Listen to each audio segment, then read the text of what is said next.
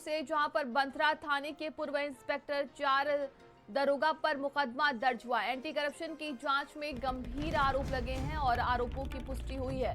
वसूली न मिलने पर लोगों को जेल भेजने का ये आरोप है। 4 निर्दोषों पर सरिया चोरी का फर्जी केस बनाया था। बिना सत्यापन कोर्ट में चार्जशीट दाखिल भी की थी।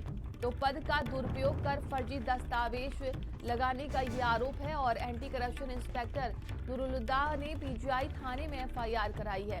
इंस्पेक्टर प्रहलाद सिंह, दरोगा संतोष कुमार पर ये एफआईआर दर्ज हुई है। दरोगा दिनेश कुमार, राजेश कुमार, आलोक श्रीवास्तव पर एफआईआर दर्ज कर ली गई है। वहीं 30 सितंबर 2020 बंथरा थाना क्षेत्र का ये पूरा मामला था। तो देखिए किस तरीके से अपनी पद का दुरुपयोग करने के मामले में ये एफआईआर की गई है। ये बड़ी खबर सामने आ रही है लखनऊ से। तो कहा जा रहा है कि बंथरा थाने के पूर्व इंस्पेक्टर और 4 दरोगा पर यह मुकदमा दर्ज हुआ है। एंटी करप्शन की जांच में गंभीर आरोपों की पुष्टि की गई है।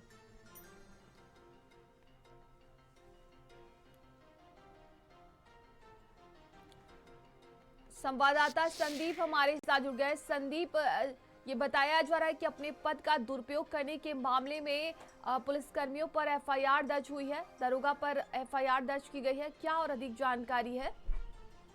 नंदिनी, लखनऊ की पुलिस मित्र का एक बड़ा खेल सामने आया है। ये कहा जा सकता है कि जब रक्षक ही भक्षक बन जाएं तो फिर निर्दोषों को इंसाफ देने का काम कौन करेगा। ये पूरा मामला देखिए 2020 से जुड़ा है। हालांकि इस पर जो कार्रवाई है, जो दोषी पुलिस के अधिकारी हैं उनके ऊपर मुकदमा अब एंटी करप्शन ने दर्ज किया है।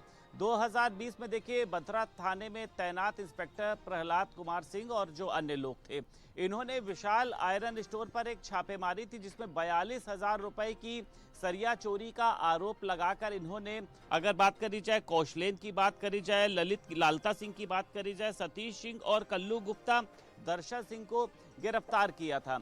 जिसमें बाद में ये पाया गया कि ये सभी लोग जो हैं निर्दोष थे और उसी के साथ साथ देखिए पुलिस ने मनमाफिक वसूली करने के चक्कर में उन्होंने इन सभी को जेल भेज दिया। बिना अधिकारी से सत्यापन कराए हुए कोर्ट में चार्जशीट इन्होंने दाखिल कर दी थी। अब उसके बाद ये देखा गया कि जो पूर्व बीटीसी सदस्य रंजना सिंह, उनके परिवार के लोग जो निर्दोष थे, उसके बाद उन्होंने पुलिस अधिकारियों से शिकायत करी। डीसीपी से लेकर कमिश्नर से लेकर डीजीपी से लेकर तमाम लोगों तक वो पहुंची। फिर इसके बाद ये पूरी जांच एंटी करप्शन को सौंपी गई है। एंटी करप्शन के इंस्पेक्टर जो है नूरुल्हुदा खान ने, इन्होंने प्रहलाद सिंह के ऊपर जो है ये मुकदमा दर्ज कराया है। अब ये देखा जा रहा है कि प्रहलाद सिंह के साथ जो और अन्य लोग थे, जिसमें बाकी तो देखिए बहराइच में तैनात हैं, जिसमें प्रहलाद सिंह जो है वो बहराइच में है, संतोष कुमार बहराइच में है, राजेश कुमार बहराइच में है और एसएसआई दिनेश कुमार।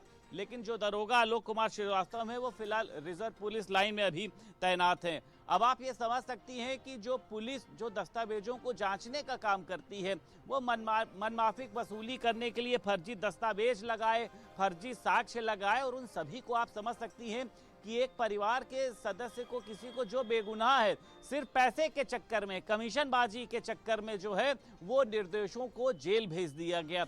लंबे समय तक वो जेल में रहे। आप समझ सकती हैं कि उनकी सामाजिक प्रतिष्ठा कहां पर चली गई होगी।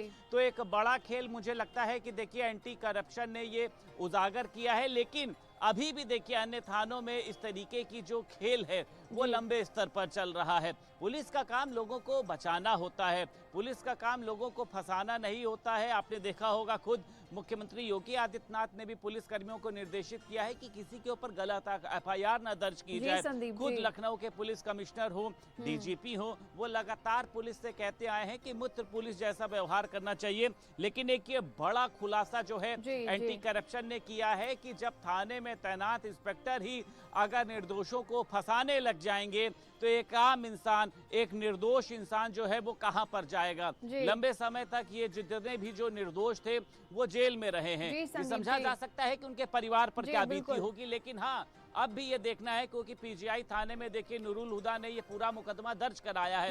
अब ये जो पुलिस अधिकारी हैं इनके ऊपर क्या कार्रवाई होती है, क्योंकि ये तो फर्जी एफआईआर लिखने में, फर्जी साक्ष्य में, फर्जी दस्तावेज बनाने में माहिर हैं। अब ये इनके ऊपर किस तरीके की कार्रवाई होगी, क्या ये सभी जेल भेजे जाएंगे? और मुझे लगता है कि देखिए इनको जेल भेजा भी जाना चाहिए। जो तकलीफ इन्होंने निर्दोषों जी को दी है, और बिल्कुल, ये तो तमाम वाकई में जानकारी के लिए आपका बहुत बहुत धन्यवाद।